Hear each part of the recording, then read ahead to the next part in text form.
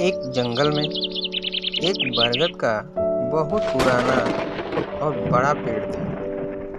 उस पेड़ पर बहुत से पक्षी मिलजुल कर रहते थे। बरसात का मौसम जल्दी ही आने वाला था। सभी पक्षी अपने अपने घोंसलों की मरम्मत करके उसमें दाने और अपनी ज़रूरत की चीज़ें भर लिया था। जंगल के दूसरे जानवरों ने भी बरसात से बचने के लिए छत और अपने लिए भोजन का इंतजाम कर लिया था। देखते ही देखते बरसात का मौसम आ गया और वर्षा शुरू हो गई। सभी पक्षी आराम से अपने अपने घोंसले में बैठे थे। अचानक ना जाने कहां से एक बंदर वर्षा में भीगता हुआ उस पेड़ पर आ जाता है। पेड़ की एक डाल के पत्तों में छुपकर बैठ जाता है। वह ठंड से कांप रहा था। पेड़ पर रहने वाले पक्षियों को उस पर दया आ रही थी, मगर वो बंदर के लिए कर भी क्या सकते थे। उनके घोंसलों में भी इतनी जगह नहीं थी कि वह बंदर को अपने घोंसले में पनाह दे सके। जहाँ सब पक्षियों को उस पर तरस आ रहा था, उसी पेड़ पर बाया नाम की छोटी सी चिड़िया रहती थी। वह सोच रही थी, कैसा मूर्ख है यह बंदर।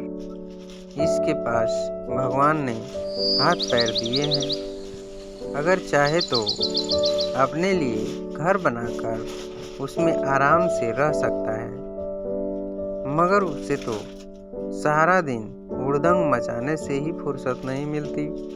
बंदर को ठंड से कांपते देखकर बाया पक्षी को रहा ना गया।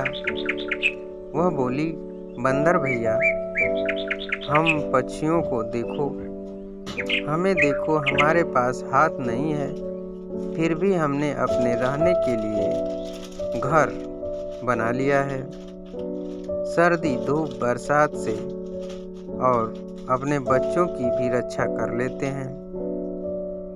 तुम्हारे पास हाथ पैर दोनों हैं, पर तुम उसका उपयोग सारा दिन शैतानी करने में लगाते हो।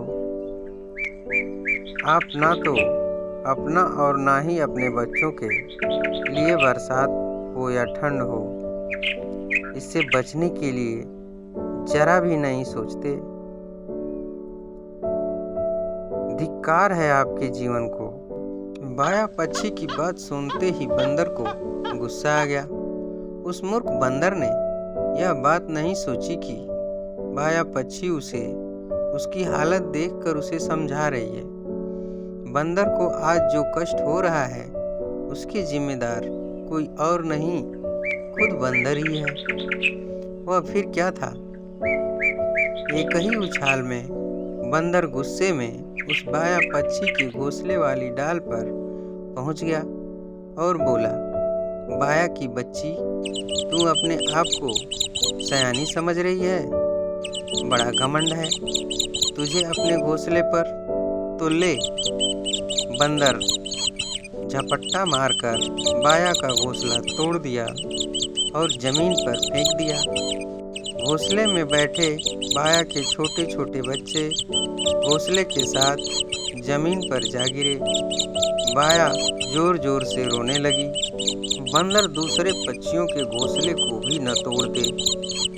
यही सोचकर पेड़ के सभी पक्षी एक होकर उस बंदर को अपनी चोंच से मार मार कर वहाँ से भगा दिया।